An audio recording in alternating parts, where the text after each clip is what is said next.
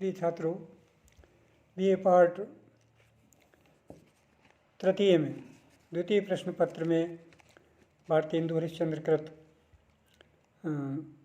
भारत दूरदशा नाटक जो आपके पाठ्यक्रम में है उसका एक सामान्य परिचय आपके समक्ष इस वीडियो के माध्यम से हम रख रहे हैं और निश्चित ही इस भारत दूरदशा नाटक को समझने में आपको इस वीडियो के माध्यम से बहुत आसानी रहेगी, समझने में सरलता महसूस होगी। देशभक्ति पर आधारित भारत दूरदशा नाटक 1880 में भारतेंदु हरिश्चंद्र जी के द्वारा एक समस्या नाटक के रूप में लिखा गया था। भारतेंदु ने 6 अंकों में विभक्त इस नाटक में भारत के प्राचीन गौरव और वर्तमान दुरावस्था का वर्णन किया है।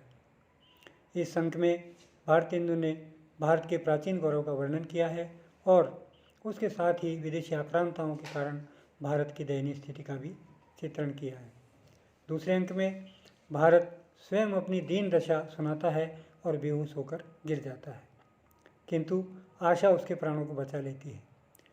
तीसरे अंक में भारत दुर्दशा के लिए जिम्मेदार फूट, अपव्यय, संतोष प्रवृत्ति, संतोष वृत्ति, स्वार्थपरता जैसी शक्तियों का उल्लेख होता है और बताते हैं कि उन्होंने भारत को धन, बल, विद्या से शून्य कर दिया है। यही भारतवर्ष के सर्वनाश का कारण भी है।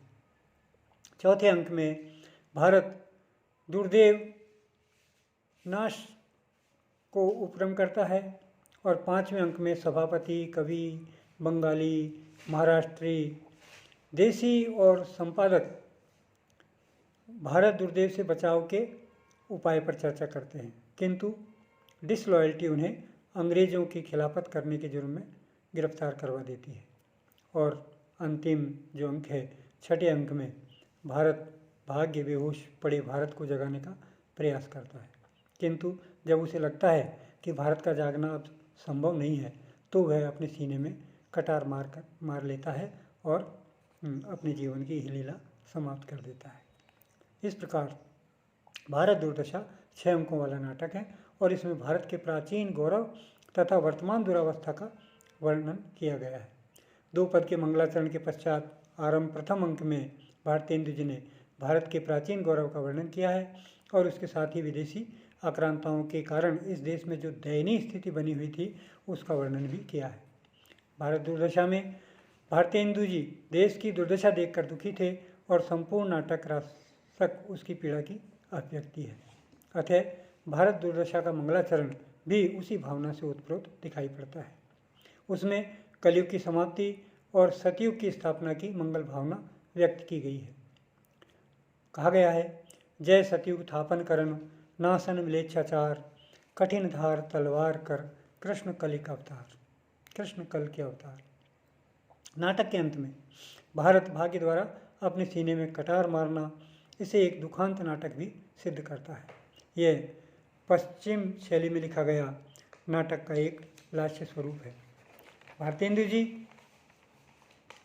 स्वयं प्राचीन शैली का नाटक नहीं मानकर इसे आधुनिक शैली का नाटक स्वीकार करते हैं। फिर भी हम कह सकते हैं कि पाश्चात्य नाटक का आधार जो है, संघर्ष, जो प्रस्तावना है और भरत वाक्य से विहीन इस नाटक का जो प्राण है वो पाश्चात्य नाटक की शैली से थोड़ा सा हल्का सा मेल भी खाता है। इस नाटक में कि किसी अंक में कोई दृश्य परिवर्तन नहीं है, अर्थात प्रत्येक अंक स्वतंत्र एक दृश्य भी है। नाटक के अंत में यवनिका गिरती है और वो यवनिका गिरने के साथ ही नाटक की समापन की घोषणा हो जाती है।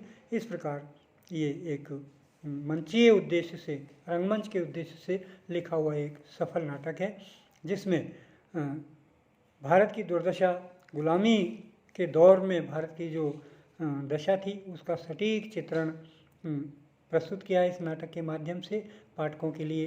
तो ये एक इस तरह 6 अंकों में विभक्त एक नाटक है जो प्रतीकात्मक रूप से भारत की दुर्दशा में प्रतीकात्मक पात्रों के माध्यम से एक समस्या को पाठकों के सामने रखा गया है, आप लोगों के सामने रखा गया है।